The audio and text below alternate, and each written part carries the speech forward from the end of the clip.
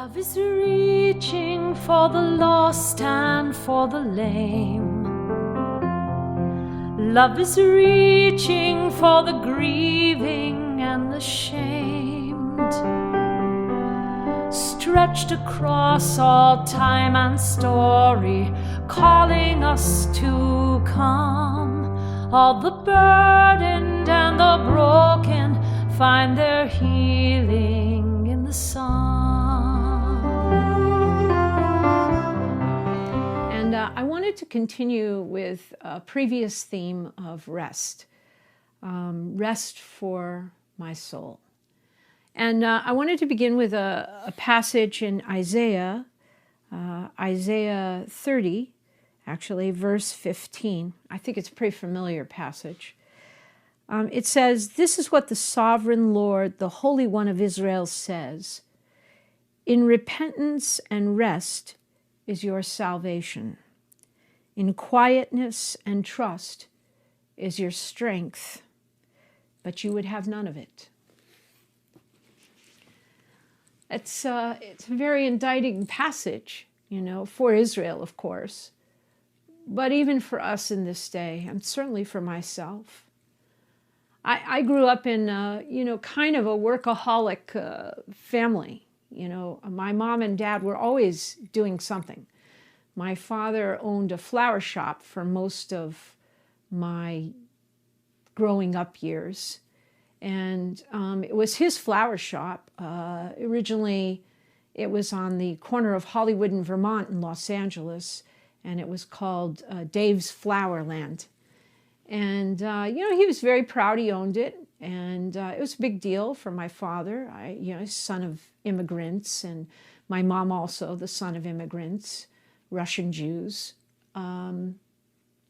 So my dad worked and worked and worked at that place. He got up early in the morning, like 2 or 3 in the morning, to go down to the wholesale flower market and buy, get the best possible deals from all the growers there. He had connections with certain people. Some people liked him, some people couldn't stand him, My dad had a nickname around the market, the wholesale market, called Hollywood Dave. That's what they called him.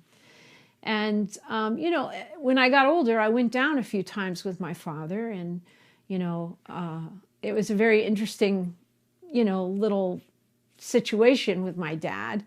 The market was quite interesting. It's completely blackout. There's, it's night. And here's all these lights on, all these flowers, all this, cigarette smoke going on, all these people, and dickering over the prices and all of this kind of thing. And my dad, with his coffee and his, his whole cigarette and, everything, And, some lady would come in selling her homemade tamales. They were awesome. They were awesome. They were the first tamales I ever tasted. They were the most amazing. And then later on, after he'd gotten his great deal, we would either stop in this really terrible little coffee shop, right where all the growers went, filled with smoke and grease and you name it. And my dad would have, non-kosher food, because he couldn't do that at home or in front of his sister, So, it was quite the adventure at the time. And my dad would drive, we'd drive back to the flower shop in Hollywood. My dad would unload all the stuff. Everybody would unload all the stuff, and then I would start to clean roses, and people would do various tasks. And my dad would be there maybe till 6 in the evening or something. Maybe somebody else would close up. Sometimes my dad would close up.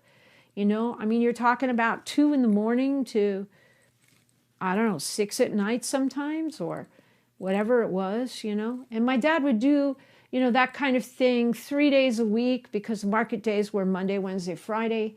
And then, the rest of the time, the other 3 days a week, he would work from opening to close kind of thing. That was my father. He really didn't delegate very well, but he had people who were helping him, but he had to have his hands on the business all the time, my dad. except my mom somehow got him to relinquish it on Sundays, which was a horrible day at home with my father. But for my mom, she would go in on Sundays and run the shop, you know. But my dad was, he was very consumed by the work. And, he would come home from work, and it really wasn't any greeting, I might be, hi, hello, I would hug Dad because, he smelled like cigarettes and flowers. And then kind of, I don't know, conflicting smells, okay? Carnations, I could smell carnations on my father. And then he would take a bath, long, hot, like burn his skin bath kind of thing. And then he would be in his paper or he'd watch the TV, he really had nothing to do with us because he was so consumed all the time with his work. And even on Sundays, my father had a hard time resting. He had to do something. He had to clean, we would weed the hill. We would take all the weeds off the backyard. My dad was big into that.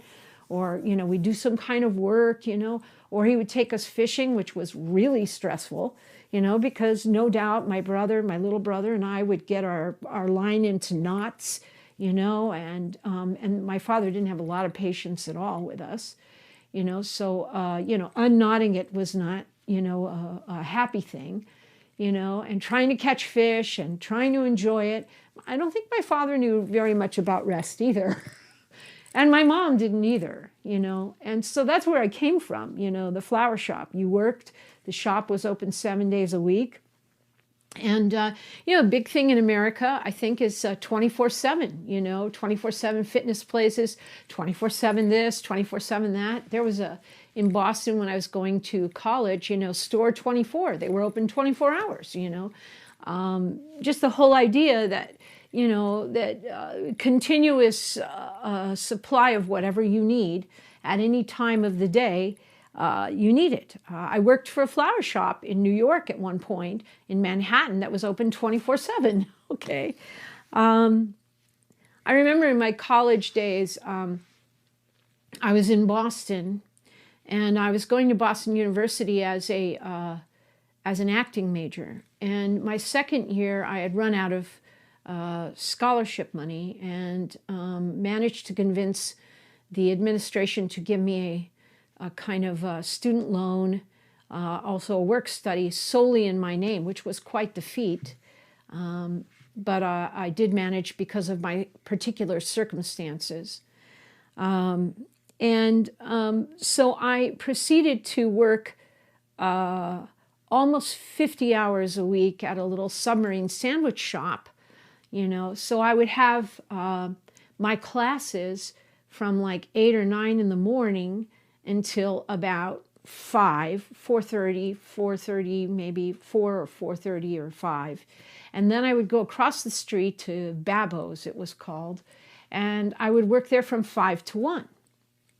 And then I would ride my bike. I was using my bike because, public transportation wasn't running 24/7 in Boston. And so I would ride my bike back to this little suburb place called Alston, where I was living in my apartment, me and several roommates that were uninvited, cockroaches. And so there was all the stress of that environment in my apartment because it was the first time I'd ever encountered cockroaches. So I had to deal with the cockroaches all the time. And sometimes they would be all over my apartment at night, except for my bed. So I get in my bed, and I'm not really want to walk around too much, all the things that contribute to the kind of stress that our bodies take in and our souls take in, I worked, like I said, almost 50 hours a week, including Saturday. And until I had a little problem. I came into the shop one day and I almost passed out. Turned out I had mononucleosis, the kissing sickness or something. And I had to stop. And I think, I rolled the whole thing around in my head for a long time. Why did I feel I had to fight so hard, work so hard? What was I trying to prove? And to whom was I trying to prove it? You know? And I was so driven to prove myself to myself and to whoever it was. Rest was not a concept I embraced or understood. You know, on the one day I had off, I'd go grocery shopping, I'd clean up my apartment, I'd try to deal with my roommates that I didn't want. You know, I mean, it was on and on and on. It was relentless. My life was relentless.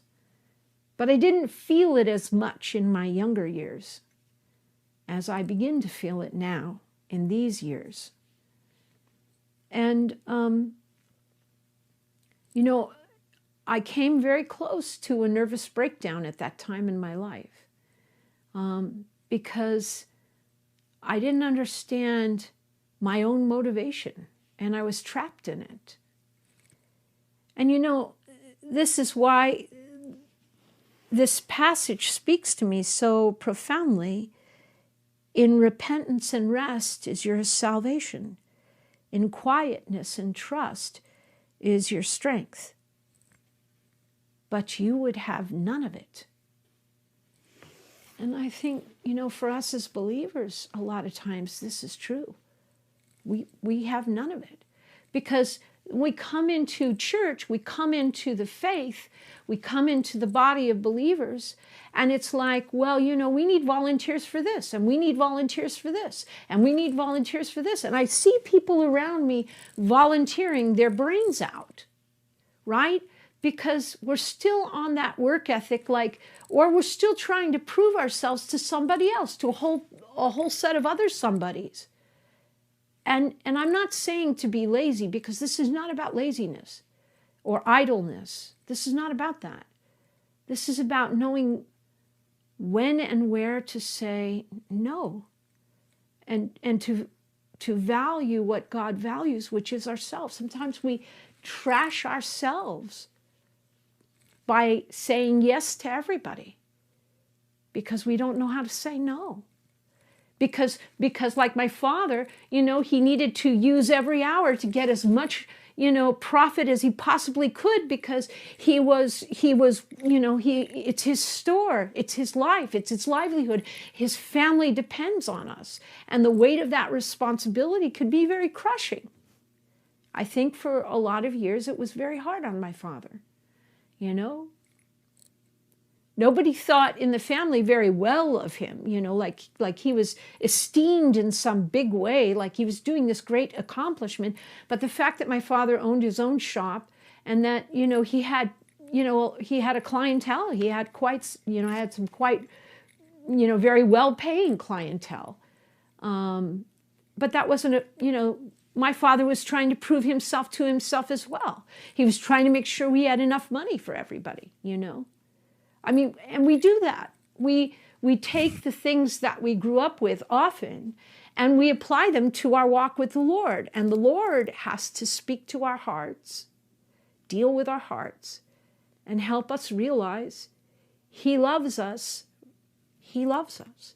You know, there's a whole thing that goes on in the church body. It's like, well, He blessed you to be a blessing. No, I don't receive that. He blessed me. End of story. That I will be a blessing is a corollary thought. But it's not the reason He blessed me. He blessed me because He loves me. He loves you so you can love others. No. He loves me. Period. There's rest in that.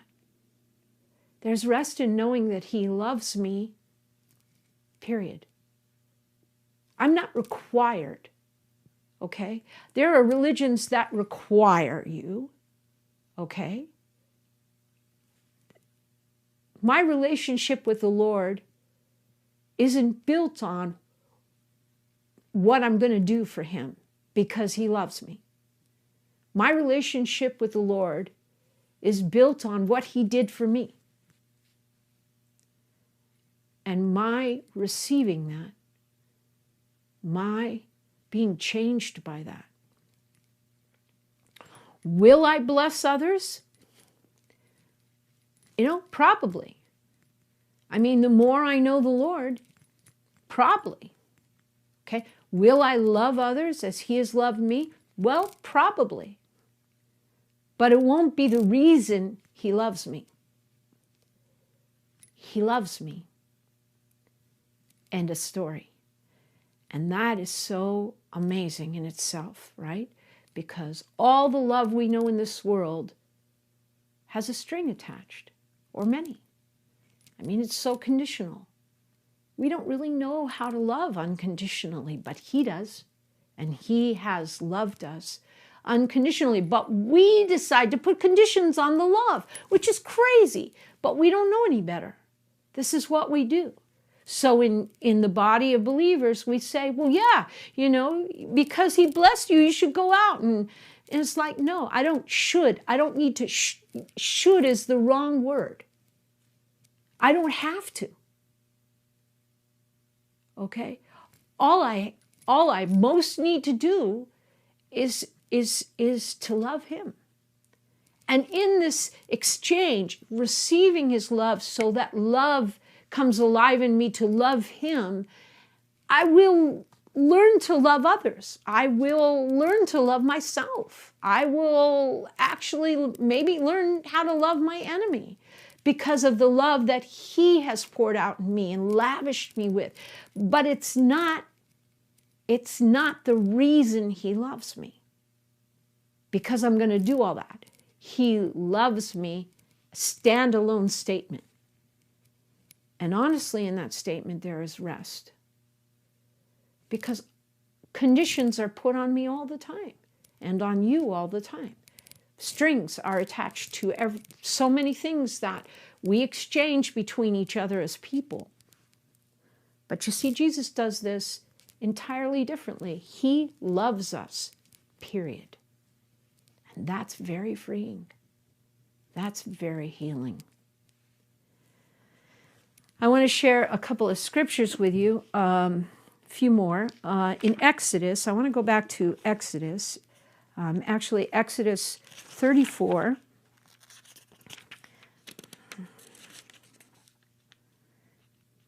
So God is speaking to Moses, and he says, for the Israelites, he says, in verse 21, 6 days you shall labor, but on the seventh day you shall rest. Even during the plowing season and harvest, you must rest. Okay, he says that there. And then in 35, he says it a few times in different ways, but I'm just going to read these two for starters.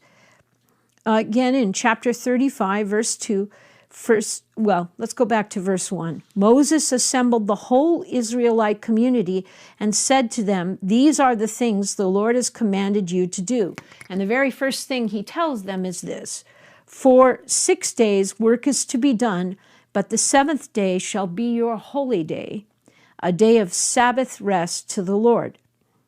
Whoever does any work on it is to be put to death. Do not light a fire in any of your dwellings on the Sabbath day.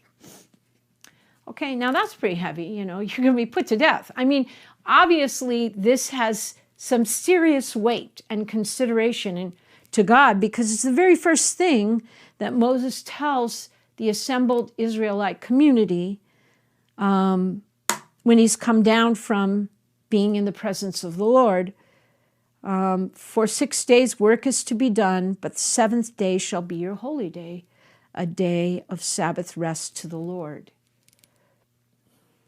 And what happens is rather interesting. We'll go on to Leviticus 25, fairly well-known passage. I'm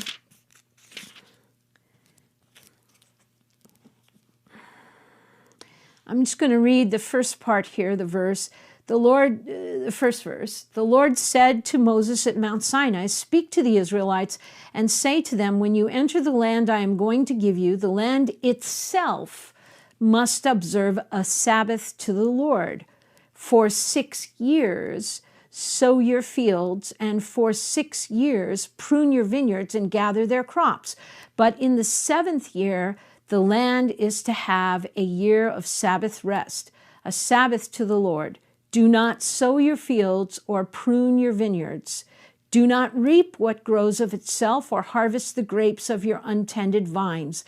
The land is to have a year of rest. Whatever the land yields during the Sabbath year will be food for you, for yourself, your male and female servants, and the hired worker and temporary resident who live among you, as well as for your livestock and the wild animals in your land. Whatever the land produces may be eaten. Okay? So it's not to be sold. It's not for profit. It's not for livelihood. It's just simply to sustain them. Okay? But the land is to be rested in the 7th year. Okay? So this is what we find in Leviticus 25, in the first few verses. But Israel didn't obey that. They didn't obey that command.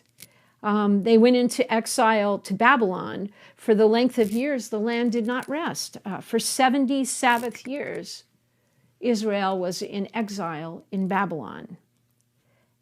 Every 7th year was a Sabbath year. So if you figure it out, it's like 490 years of Sabbath. There were, 70 years of Sabbath in the 490 years, over the course of 490 years, that Israel did not rest the land. And then they were sent into exile, into Babylon, because they did not observe that command. I think we have a very difficult time believing that God will provide for us if we rest. I know I do. I know, like my father, when we began Improbable People Ministries, I never really thought about rest very much. We would do concerts and presentations for an offering. We still do, 30-something years later. So, I had no control over the offering. I felt like that was the right thing to do, that was something God wanted us to do, for an offering, without any fee or minimum, without even expenses paid actually most of the time, only certain exceptions. So in order to counterbalance the fact that I couldn't control what might show up in the offering, or how much our, sales of the CDs would be, or in that time, cassette tapes, I would book as many concerts as I possibly could. I would book as many concerts anywhere, everywhere, any place that said yes, I would book that concert. I would go through the yellow pages. I'm not kidding.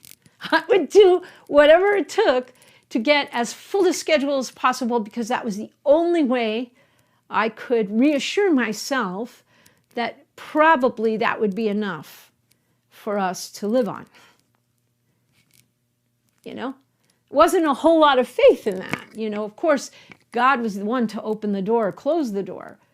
But I wasn't really trusting him, to provide in the way that he wanted to provide.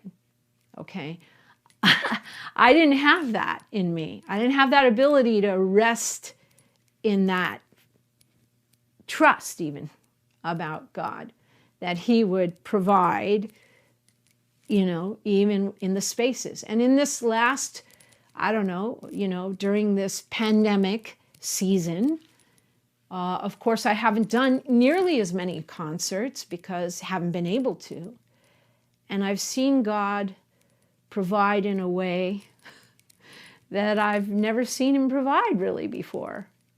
I've seen glimpses of it and more of it, but it doesn't make any logical sense to me how God would provide in this season unless I did enough concerts. And I certainly didn't do enough concerts during, the height of the pandemic. And now I'm thinking about the concerts and a presentation and everything very differently. I'm kind of learning how to wait on God.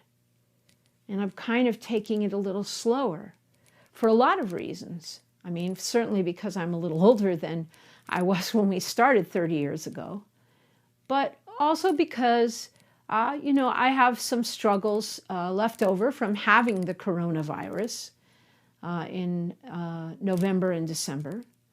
And they kind of require me, in a sense, to rest more, which has led to some thinking about the meaning of rest and my wrestling with God about what it means to rest. And my hope is I can come to a place where I can rest in His provision for us, not be lazy or idle. I don't know if I know how to be exactly lazy or idle, but to be able to accept when it's time to rest. I don't want to be like Israel that worked the land for 490 years and they paid the price for 70 years with 70 years in exile in Babylon. And I think we pay a price for not resting. We pay a price in the name of the Lord for working 24/7, all the time, all the time, all the time. It's for God, right? But He designed us, body, soul, and spirit, to rest on the seventh day. He set it apart as a day holy to Him. I really believe that, but I struggle with that. So learning how to rest on whatever day or in whatever time, I think there must be an art to it, and I think it must require grace and the Spirit of the Lord, especially among those of us who have grown up with the workaholic ethic, And so it's something I'm asking God for, to show me how to enter into His rest, right? Because that's really important. How to enter into His rest, how to learn how to be quiet and still and connect with Him again without an agenda, just to come to Him as He invites us to. Come unto me, all you who are weary and heavy laden, and I will give you rest. Rest for your soul.